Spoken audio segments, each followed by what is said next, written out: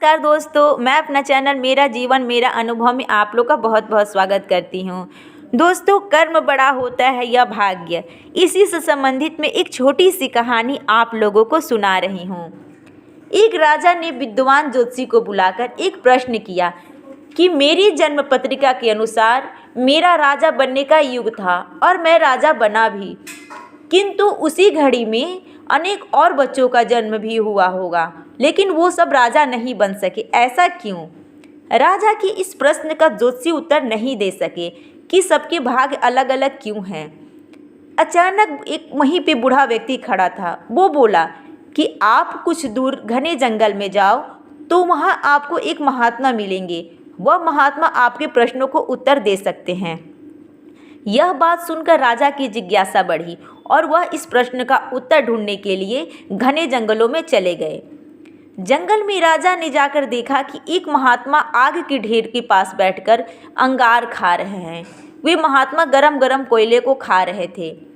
राजा डरते डरते महात्मा से प्रश्न किए तो महात्मा ने क्रोधित होकर कहा, तेरे प्रश्न का उत्तर देने के लिए मेरे पास समय नहीं है। मैं भूख से बहुत ज़्यादा पीड़ित हूँ। यहाँ से कुछ दूर पहाड़ियों के बीच जाओ, एक और महात्मा मिलेंगे, वही इस प्रश्न का उत्तर दे सकते हैं। राजा की जिज्ञासा बढ़ी और वह पहाड़ी के मार्ग की ओर चल दिए। जैसे ही राजा को दूसरे महात्मा मिले तो महात्मा को देखकर राजा हैरान हो गए। दृश्य ही कुछ ऐसा था। वह महात्मा अपनी ही मांस चिमटे से नोच नोच कर खा रहे थे। राजा को देखते ही उस महात्मा ने भी डांटते हुए कहा कि मैं भूख से बेचैन हूँ, मेरे पास इतना समय नहीं है, आगे जाओ। पहाड़ियों की उस पार एक आदिवासी गांव में एक बालक जन्म लेने वाला है जो कुछ ही देर तक जिंदा रहेगा। वही बालक तुम्हारे प्रश्नों का उत्तर दे सकता है। यह सुनकर राजा बहुत बेचैन हो गए, किंतु उनकी जिज्ञासा इतनी प्रबल हो गई कि वो सोचे कि कुछ भी हो जाए, मैं अपने प्रश्नों का उत्तर आज ढूंढकर ही रहूँगा। कठिन मार्ग पर चलते हुए किसी तरह सुबह होने तक राजा उस गांव में पहुँचे। पूछताछ करने पर उस दंपति के घर पर पहुंचकर अपनी सारी बात कही। जैसे ही उस घर में बच्चा हुआ तो दंपति ने बालक को राजा के सामने प्रस्तुत किया। राजा को देखते ही बालक ने हंसते हुए कहा, राजन, मेरे पास भी समय नहीं है, किंतु अपना उत्तर सुन लो। तुम, मैं और दोनों महात्मा 7 जन्म पहले चारों भाई व राजकुमार थे। एक बार शिकार खेलते खेलते हम जंगल में भटक गए। 3 दिन तक भूखे प्यासे भटकते रहे।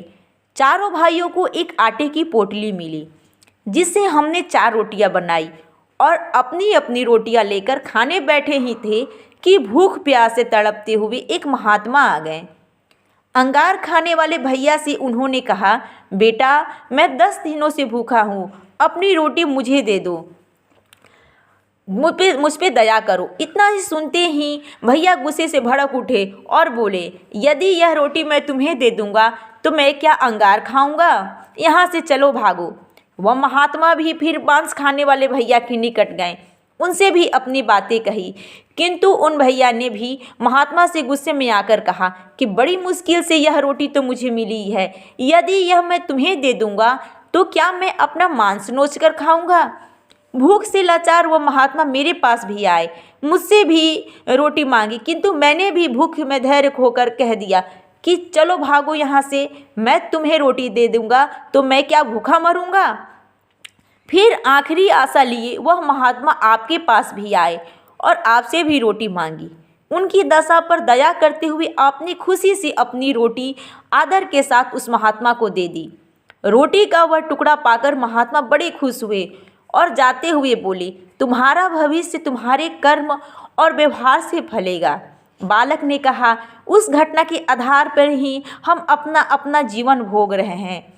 धरती पर एक समय में अनेकों फूल खिलते हैं, किंतु सबके फल, आकार, स्वाद व गुण में भिन्नता होती है।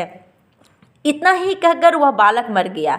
राजा अपने महल में पहुंचा और सोचने लगा कि एक ही मुहूर्त में अनेकों बच्चे जन्म लेते हैं, किंतु सब अपने भाग्य, अपने कर्म का दिया लिया लेकर जन्म लेते हैं। तो दोस्तों, इस कहानी से यही सीख मिलती है कि कर्म से बड़ा भाग्य, भाग्य से बड़ा कर्म होता है।